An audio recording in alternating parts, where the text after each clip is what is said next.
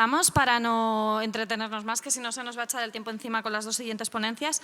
A continuación, tenemos el placer de escuchar a doña Valeria Sol. Valeria es graduada en Magisterio, tiene un máster en Necesidades Educativas Especiales en Infantil y Primaria y es experta universitaria en altas capacidades. Además, es maestra en el Colegio Alemán de Zaragoza y vicepresidenta de la Asociación Sin Límites. En su intervención, titulada Flexibilización cuando respetamos los ritmos de aprendizaje, Valeria nos hablará de un tema fundamental, la importancia de adaptar los procesos educativos a los ritmos de aprendizaje de cada alumno. Un tema que es especialmente relevante para los niños y jóvenes con altas capacidades, quienes a menudo se enfrentan a un sistema que no siempre se ajusta a su velocidad de aprendizaje. Con su amplia experiencia en el ámbito educativo y su profundo conocimiento de las altas capacidades, Valeria nos ofrecerá ideas prácticas y reflexiones para mejorar la inclusión y el respeto por la diversidad en el aula. Un aplauso.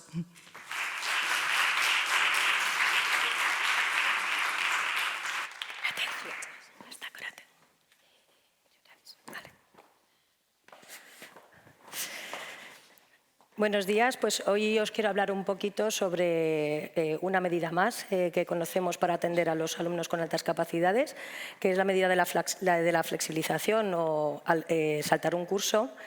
Y me gustaría empezar definiendo qué es, porque a lo mejor hay gente que no conoce esta medida y os puede sorprender que la compare con la repetición de curso. Todo el mundo sabe lo que es repetir curso, que es estar un año más en un mismo nivel educativo, y aceleración o la flexibilización total del currículum es todo lo contrario, es avanzar más rápidamente en el currículum y saltarse un curso. Y me gustaría haceros una pregunta, a ver si os veo un poquito, si conocéis algún familiar o algún amigo que haya repetido curso alguna vez, podéis levantar la mano así a mano alzada. Normalmente hay bastantes manos levantadas al respecto porque es una medida bastante habitual, pero si yo os preguntara si tenéis algún familiar o algún amigo que haya flexibilizado, ¿cuántas manos veríamos? 3, 4, bueno, poquito, ¿vale? La diferencia es bastante grande y esto es porque la repetición de curso es una práctica habitual en España, es una medida que se conoce mucho y está socialmente aceptada, se ve con buenos ojos, pero también trae consigo una serie de características, ¿no? Pues el 22% de los estudiantes españoles ha repetido alguna vez de curso, son cifras bastante significativas y eso que hemos mejorado. En el informe PISA del 2018 creo que estábamos casi en un 30%, aún así estamos lejos de la media de la OCDE, pero es que además supone también un gasto, ¿no? Para el presupuesto educativo, 20.000 euros de gasto por alumno repetidor, que se dice pronto, ¿no? Al final, claro, es algo que pagamos entre todos y para que os hagáis una idea de lo que puede suponer en el ámbito nacional, pues en el curso 2019-20 había 235.000 repetidores, que se traduce en dinero en 1.400 millones de euros, prácticamente el presupuesto de educación de las Islas Canarias. En Aragón, de hecho, el curso que más se repite es primero de primaria y un 5% según los últimos datos, pero no pasa nada. ¿Qué es lo que ocurre con la flexibilización? Pues como es un tema todavía bastante desconocido, no está todavía socialmente aceptado, muchas veces nos llevamos las manos a la cabeza cuando se propone a un alumno para flexibilizar, ¿no? Porque surgen como muchas dudas, muchos miedos. Y además lleva consigo una serie de requisitos, por así decirlo, para que un alumno pueda ser candidato a saltar curso. Al final es Inspección Educativa quien tiene la última palabra y quien tiene que determinar si el alumno puede flexibilizar. Hay que cumplir un plazo para poder solicitarlo. Y además, previamente se requiere de una evaluación psicopedagógica y además de otros requisitos que normalmente son bastante estrictos. Pero si repetir curso supone un gasto de 20.000 euros y flexibilizar, estamos acortando el tiempo que permanece un estudiante en el sistema educativo, podría suponer un ahorro. Todavía me asaltan las dudas de por qué nadie se ha dado cuenta de los que hacen las leyes, etcétera, de poder aplicar esta medida, ¿no? Pero ¿por qué todavía no se ha normalizado esta medida? Pues A ver, las dos medidas, repetir curso, flexibilizar, son medidas que lo que hacen es adaptarse al ritmo de aprendizaje de los estudiantes. Pero a veces cuando van familias o incluso profesores, incluso orientadores, es decir, desde todos los ámbitos puede proponerse una flexibilización y muchas veces alegan razones por las que un alumno no deba de flexibilizar, ¿no? Es que no saca 10 en todo y como no saca 10 en todo, este alumno no va a poder flexibilizar. Es que va a tener problemas a nivel social, a nivel emocional y entonces, claro, ¿cómo le vamos a hacer esto a este chico o a esta chica? Es que, claro, si se salta un curso va a tener lagunas, se va a quedar atrás, se va a perder cosas muy importantes. Teniendo en cuenta lo repetitivo que es el currículum de primaria, no sé cómo se atreven a seguir diciendo este argumento, pero bueno. Otras veces escuchamos que fracasan por la presión, que es que no pueden seguir el ritmo, que se quedarán atrás o incluso que es que van a ser más inmaduros que sus compañeros más mayores. Pero la realidad es que, como no se conoce, cuando no conocemos algo, tendemos a paralizarnos, a no atrevernos, ¿no? Hay una emoción que suele aparecer y es el miedo. Pero ¿qué es lo que dice la normativa? Por suerte, mis compañeros anteriores me han hecho un poquito los deberes y no me tengo que enredar mucho en este aspecto. Pero bueno, tenemos la LOMLOE, que habla en sus principios de equidad. Equidad es dar a cada cual lo que necesita. Habla que los fines de la educación es que los alumnos puedan alcanzar el pleno desarrollo de sus capacidades y de su personalidad y que además, por el interés del menor, que se debe de hacer una identificación temprana para determinar cuáles son esas necesidades. Tenemos también un decreto de flexibilización que como podéis ver, es del año 2003, no se ha modificado esta normativa desde entonces, que lo que dice básicamente es que se debe de adoptar esta medida cuando todas las anteriores pues, son insuficientes para poder atender a estos alumnos. Y luego tenemos nuestra bonita Orden de Aragón, la 913 del año 2023, que en su artículo 32 habla de las condiciones o los requisitos para que un alumno pueda flexibilizar. La primera de ellas es evidente que tenga altas capacidades. Esto requiere una evaluación psicopedagógica previa que determine que tiene alta capacidad.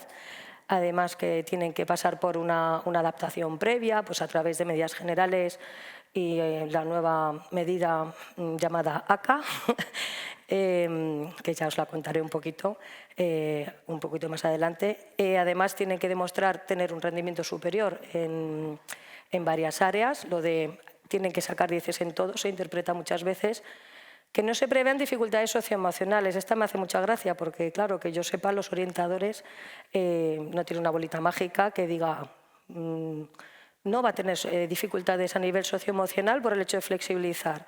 Eso también es un miedo, ¿no? Pues es una responsabilidad muy grande. Si yo propongo para que flexibilice un alumno, el decir que no le va a pasar nada. Claro, si este alumno que podría ser propuesto ya lleva consigo que ya tiene a lo mejor dificultades socioemocionales y tampoco hacemos nada, ¿quién nos dice que el hecho de no hacer nada le vaya a beneficiar? Pues normalmente cuando no hacemos nada no cambia nada, incluso pueden ir a peor las cosas. Y que además todo esto se produzca antes de finalizar el proceso de admisión, ¿no? Porque es algo que influye en la plaza escolar.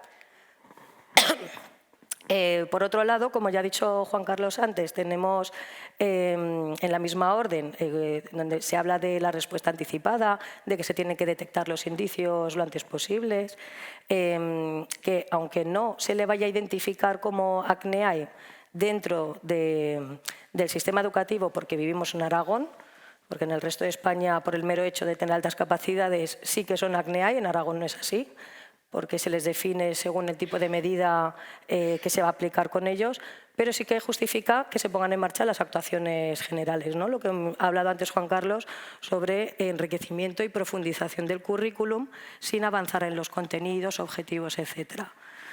Pero claro, hay veces que llegan las familias e incluso con informes externos queda escrito firmado por psicólogos clínicos, expertos, gente cualificada que determina que es un alumno con alta capacidad y que además requiere de medidas educativas.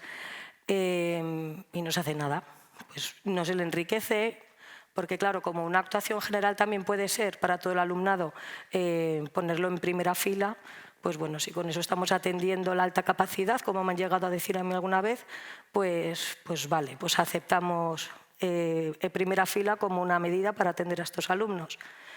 Lo que quiero decir es que hay veces, demasiadas, bajo mi experiencia, a través de la asociación, que normalmente nos llegan los casos donde hay necesidad de atender a estos alumnos, pues que hay evidencias claras, niños con necesidades, niños que están somatizando, que tienen problemas a nivel conductual, etcétera, etcétera, etcétera, y aún así no se ponen en marcha estas medidas y no pasa nada.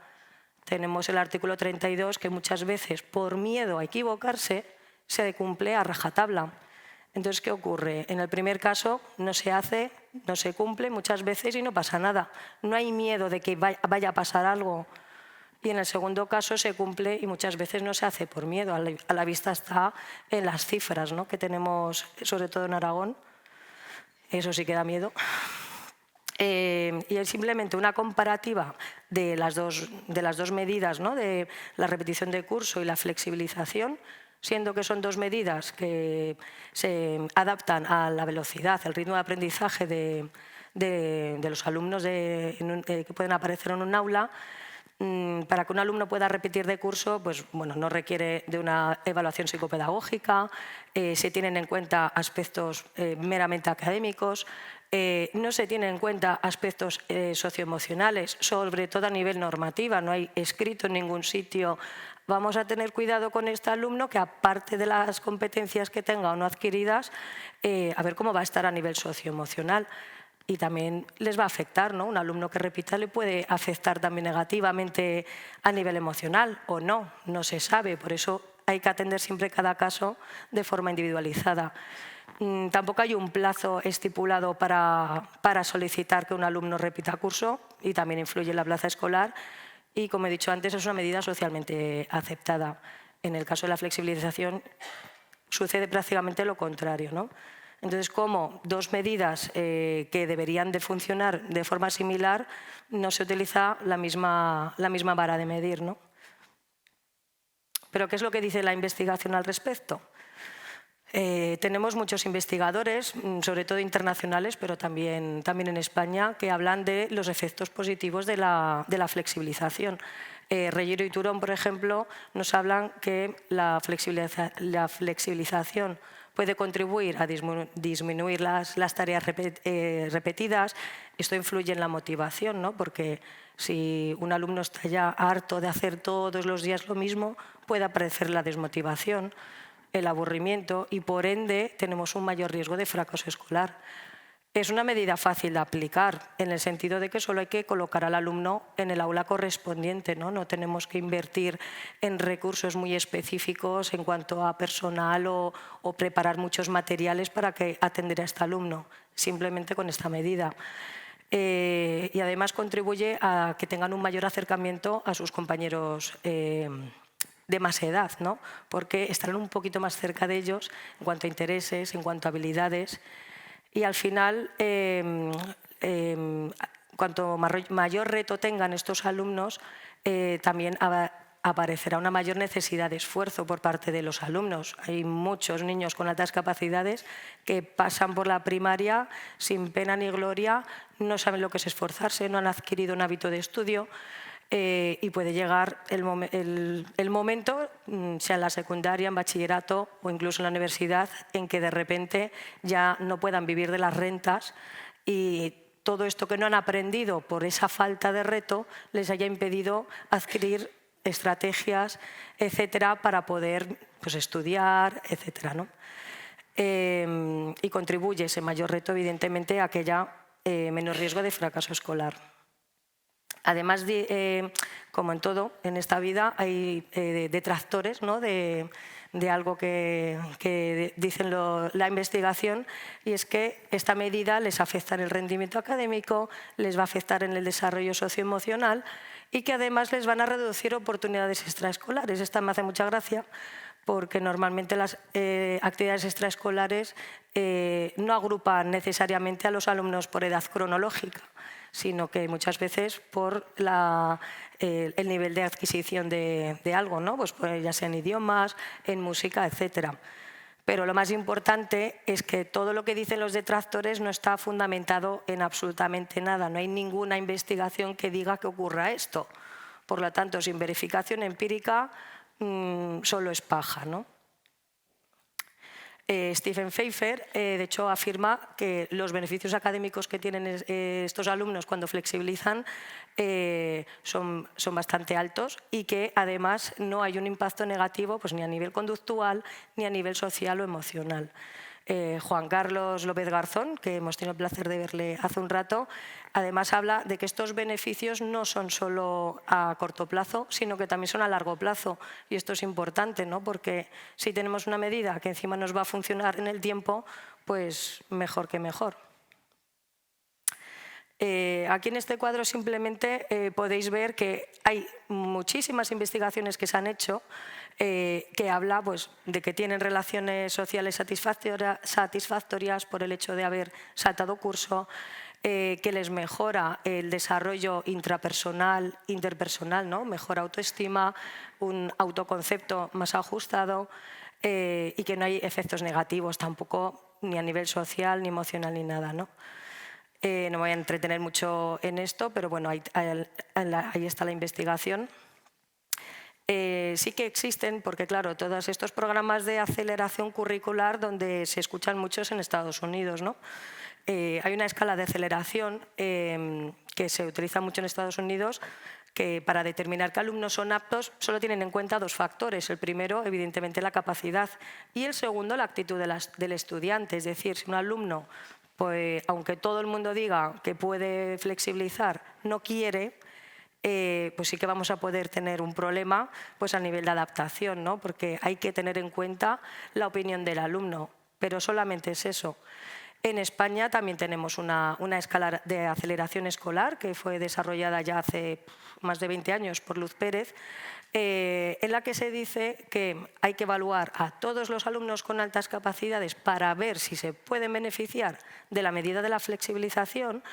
Aspectos que se miran en esa escala, pues su madurez, el grado de motivación, las habilidades sociales que tienen, pero sobre todo añade que no hay que descartar a aquellos alumnos que no tengan un buen rendimiento, cuyas relaciones sociales pues a lo mejor no sean muy adecuadas o que tengan una actitud negativa frente a los estudios, porque también pueden ser candidatos.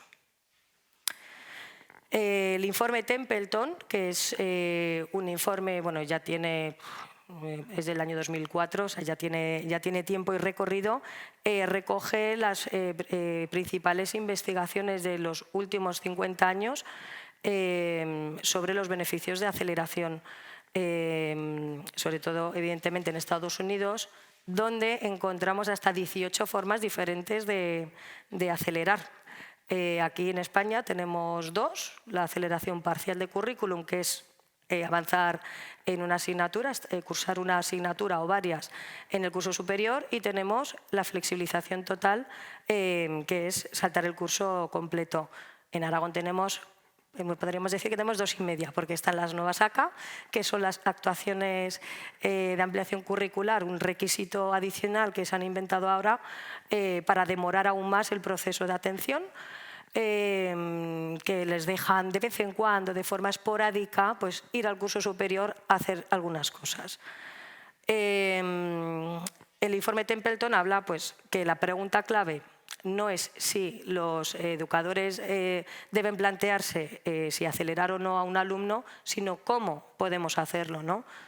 Afirman que es una medida eficaz, que conlleva beneficios académicos y también sociales a largo plazo, que también existen beneficios cuando se hace una aceleración a edades tempranas, pues en infantil o en los primeros cursos de primaria, y que cuando aparecen dificultades a nivel social o emocional, estos suelen ser a corto plazo y normalmente se deben a dificultades como consecuencia de una mala planificación, que el proceso de flexibilización no se haya realizado de forma correcta, ¿no? Pues que no se haya tenido en cuenta si el alumno quiere flexibilizar, que no se haya tenido en cuenta, bueno, pues simplemente informar, porque al final la flexibilización, el objetivo realmente es conseguir que se normalice como una medida más, pero si no queremos normalizarlo y vamos a estigmatizar al alumno que ha flexibilizado, no estamos preparando el entorno tampoco para ello, ¿no? Porque hay que preparar no solo al alumno que va a flexibilizar, sino también pues, al grupo que deja, al nuevo grupo, a los profesores, a la familia. Eso ya sería lo ideal. Aún así, muchas veces no se hace, aparte de las adaptaciones previas, ¿no? Muchas veces no se hace y aún así tienen beneficios. ¿Pero cómo es un niño con altas capacidades? Pues bueno, podemos encontrarnos con niños pues, que no tengan muchas disincronías, que no tengan una alta sensibilidad muy llamativa, que tengan un buen rendimiento, un rendimiento elevado, que estén además sumamente motivados, que sepan esforzarse, que además no tengan doble excepcionalidad y que tengan una conducta estupenda en clase, pues que no llamen mucho la atención ni para bien ni para mal. Pero ¿qué ocurre cuando tenemos a niños con altas capacidades, con grandes disincronías, que con una tremenda sensibilidad en todos los sentidos y que les afecta en el entorno escolar, a alumnos con bajo rendimiento o no acorde a sus capacidades, ¿no? O incluso que tengan fracaso escolar o que hayan repetido alguna vez, que no estén motivados y que ya cueste mucho levantarlos, ¿no? Que no sepan, no hayan aprendido a esforzarse, que muchas veces incluso son tildados de vagos, que además tengan una doble excepcionalidad o que no tengan una conducta adecuada en clase, ¿no? Pues los alumnos que den mal en clase, que sean disruptivos. ¿Qué pasa con estos alumnos? Pues normalmente es la primera barrera para proponerlos para una posible flexibilización, cuando son los que mejor se podrían incluso beneficiar. Porque si tenemos los de la izquierda, muchas veces no están identificados, porque como no dan mal tampoco, son a lo mejor menos llamativos, pues es muy fácil con los de la izquierda, pero con los de la derecha, ¿qué pasa con ellos? ¿Los dejamos desatendidos? Javier Turón, el profesor Turón, que muchos lo habréis escuchado seguramente, además afirma que muchos de los desajustes que se producen en estos alumnos a nivel social, a nivel emocional, vienen provocados por una falta de estímulo, de reto y por un entorno educativo poco estimulante. Entonces, claro, es como, a ver si lo digo bien, la pescadilla, el pez que se muerde la cola, bueno, ya me entendéis. Es que aunque no lo parezca, soy alemana y algunas expresiones no me las conozco bien, pero me habéis entendido. Ya me he perdido. Bueno, la cuestión es que esta falta de reto, ¿vale?, les limita mucho y hace que estén mal. Entonces, si no vamos a flexibilizar a los que están mal porque están mal, vamos a hacer una rueda, parecemos un hámster dando vueltas constantemente en su rueda. Pues habrá que hacer algo, ¿no?, con estos alumnos también. ¿Qué ocurre cuando proponemos esta medida? ¿Qué ocurre cuando flexibilizamos a estos alumnos? Pues que, para empezar, estaremos contribuyendo a que disminuyan estas disincronías, ¿no?, estos desajustes a nivel social o emocional. ¿Esto qué hace con estos alumnos? Pues que puedan mejorar su autoconcepto y estaremos contribuyendo a un desarrollo más equilibrado. Podríamos pensar, cuando no conocemos mucho sobre todo este mundo, pues a ver si tiene tanta capacidad, pues es que sacará notazas y será todo estupendo con este alumno, ¿no? Pues tendrá un rendimiento estupendo, tendrá éxito en la vida, qué fácil lo tiene, ¿verdad? Pero como muchos sabéis, esta no es la realidad de muchos alumnos o muchos niños, incluso adultos. Y cuando hablo de fracaso escolar, porque muchas veces estos alumnos pueden presentar fracaso escolar, no me refiero solamente al hecho de que no acaben los estudios o a que repitan. Fracaso es cuando tú tienes esta capacidad y estás rindiendo aquí, algo está fallando. Y no podemos achacar siempre toda la culpa al alumno, ¿no? Algo está fallando en el sistema. ¿Pero qué ocurre cuando un alumno ¿Adelanta un curso? Pues la investigación ha demostrado que si los que ya tenían un rendimiento elevado lo mantienen, ya no se puede subir mucho más, pero que sí que contribuye a que aquellos que a lo mejor no rendían demasiado bien puedan mejorar el rendimiento. Y entonces sí que podemos hablar de éxito, ¿no? Pues si tú estás aquí y más o menos rindes así, sí que podemos hablar de éxito. Algunos niños salen de infantil, pues así, pues niño de 5 años, pues con mucho agradecimiento, pues con ilusión y muchas ganas de empezar primaria. Ostras, es que la primaria, cuántas ganas tengo de aprender. Esto es en junio.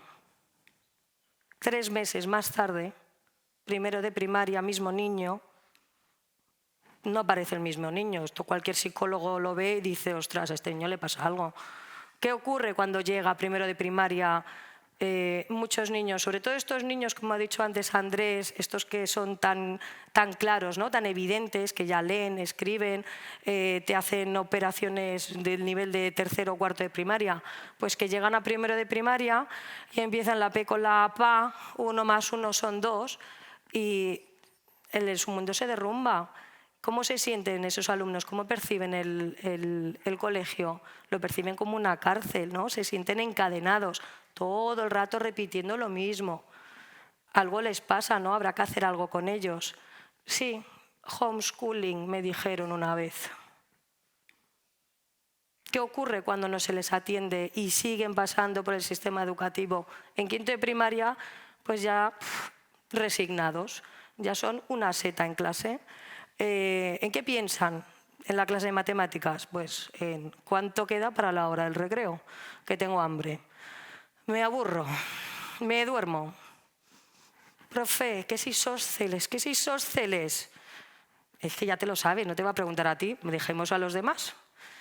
Pues ya está, resignado, pues se dedica a dibujar, desconectan. Y que cuando vemos esto y llegamos a esto, hay que actuar. Pero a veces pasan por el sistema educativo y están en la secundaria y todavía no han hecho nada con ellos. A pesar de incluso de estar identificados y estar evaluados por los sistemas de orientación. Pero bueno, no se les atiende y al final acaban mal. Si se trabaja, no, pero si no se hace nada, pues muy bien no puede acabar la cosa. Pero a mí, sobre todo, me causa mucha pena, ¿no? Que no se haga nada con ellos. Entonces, ¿por qué es importante atender a estos niños cuanto antes? ¿Por qué esta medida puede beneficiar a muchos alumnos con altas capacidades? Pues porque estaremos contribuyendo a que estén menos desmotivados, a que tengan menos desajuste socioemocional. Podemos evitar también que tengan un rendimiento no adecuado a sus capacidades, un bajo rendimiento. Y además, si no atendemos, estamos poniendo también en riesgo su salud física y mental. Cuando hablo de salud física, lo habréis escuchado alguna vez, pues hay niños que de septiembre a junio tienen constantes dolores de cabeza, dolores de barriga, picos de tensión. Casualmente, en cuanto se acaba el cole, esto desaparece y ya no tienen estos problemas médicos, porque claro, van al pediatra y dicen es que su hijo no tiene nada, lo que necesita es que lo atiendan en el cole, ¿no? Pues estaríamos contribuyendo a que estas cosas también mejoraran, ¿no?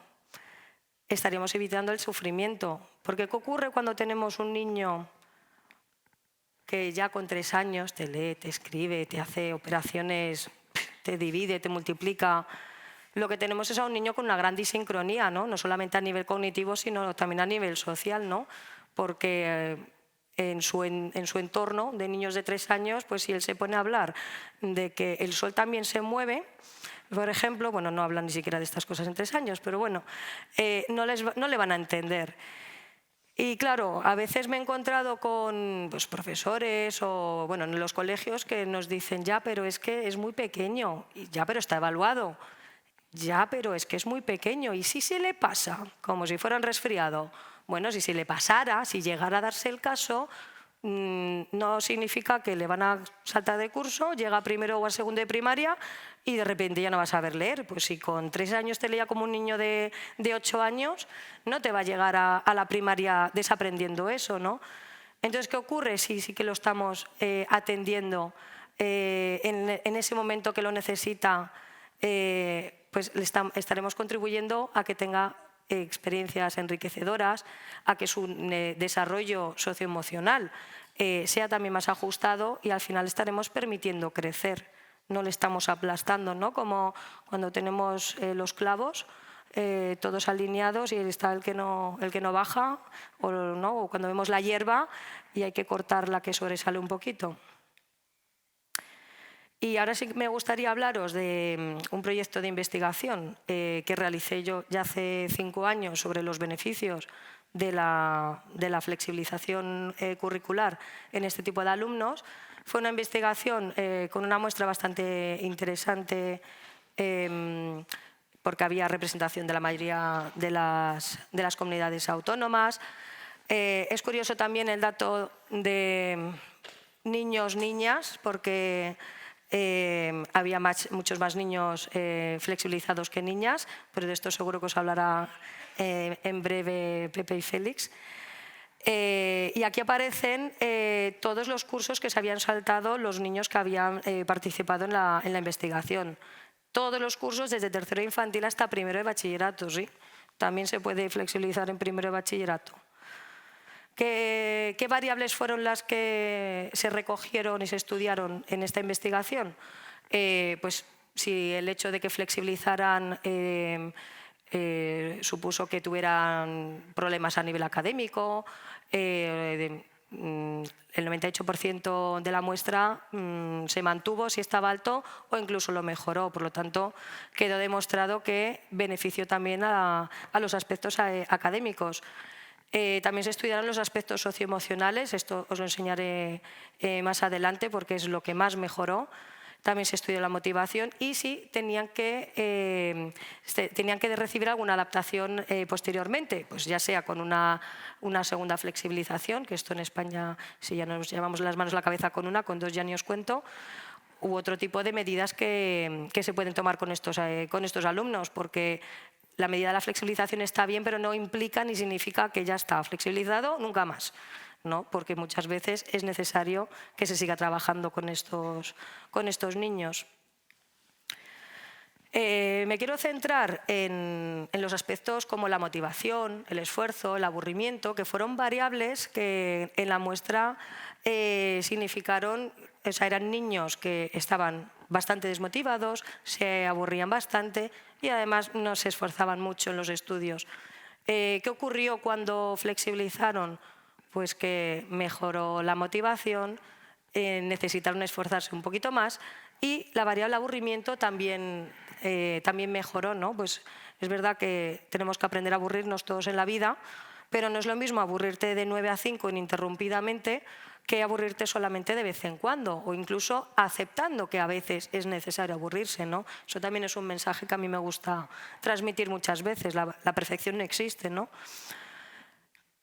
Pero también mejoraron las relaciones con los demás. Es cierto que en la muestra pues, a lo mejor no había grandes dificultades pues, con los compañeros, los profesores o a nivel familiar, pero aún así mejoraron. Estamos contribuyendo también a que las relaciones sean mejores, incluso en la familia, que hay que decirlo también, ¿no? Muchas veces se producen también conflictos a nivel familiar y los padres lo único que queremos es que nuestros hijos estén bien, ¿verdad?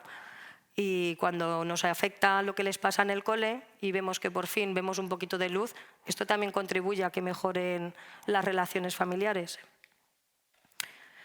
Y sobre los desajustes emocionales, pues más de la mitad de la muestra presentaba desajustes en estos aspectos y mejoraron. Al final, lo que muchas veces puede ser el mayor miedo que podamos tener a la hora de decidir o de dar el paso para proponer una flexibilización, pues es de las variables que más mejoran, ¿no?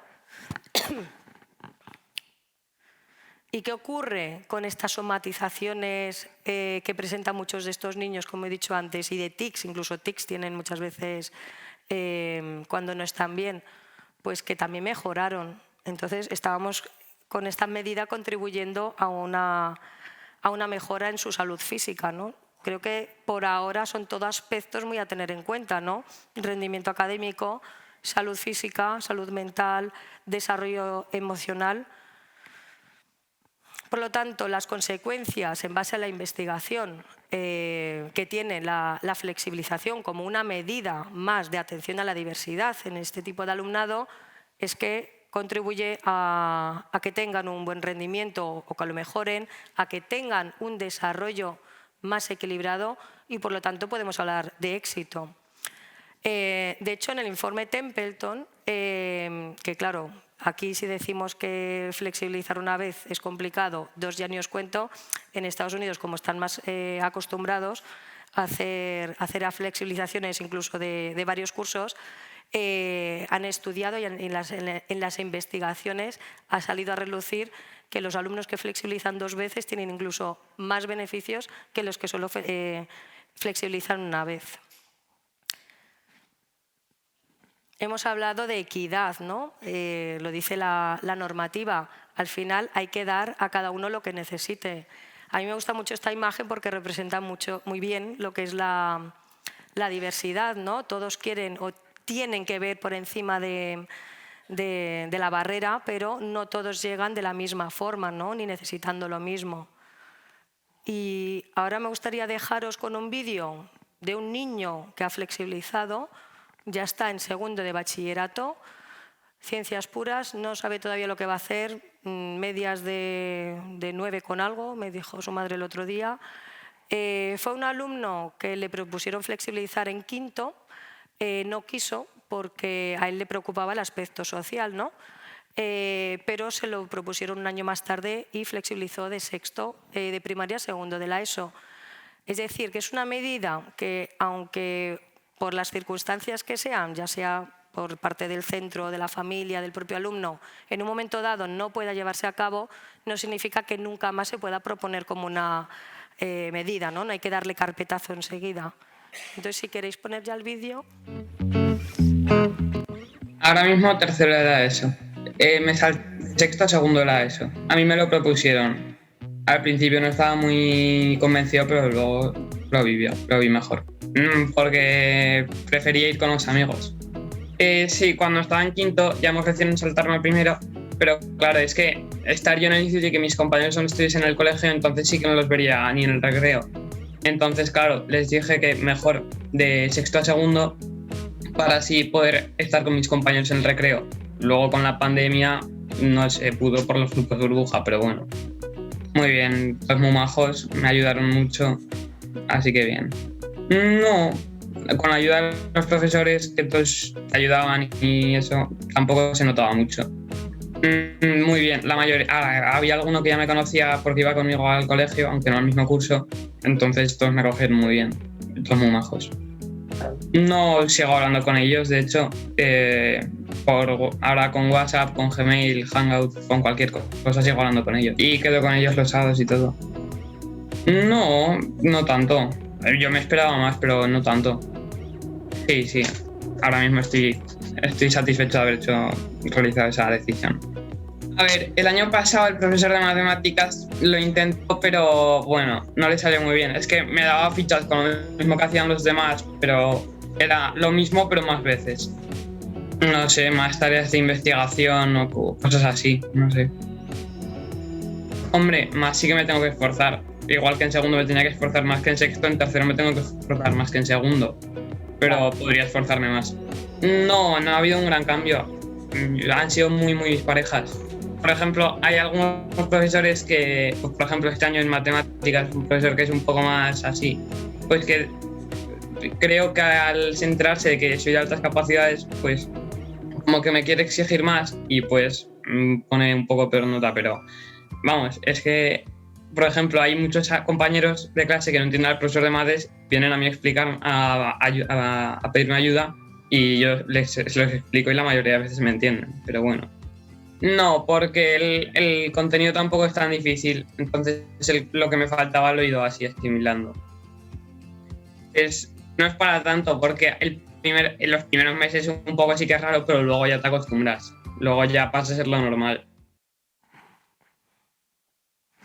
Bueno, creo que no queda mucho tiempo, pero bueno, creo que ya os he hablado un poquito de las ventajas que tiene esta medida. Al final lo que queremos es que estos niños puedan pasar por el sistema educativo viviéndola como una realidad, no como un sueño. Hay que perder el miedo a la flexibilización, y hay una reflexión que me gusta mucho para superar a lo mejor este sentimiento de miedo que nos puede producir a veces tener que tomar esta decisión, y es que no hay un ascensor hacia el éxito, hay que tomar las escaleras. Porque queremos que la flexibilización se convierta en una medida más, que normalicemos esta medida, para que también sea socialmente aceptada como una medida más, al igual que lo es la repetición de curso. Muchas gracias.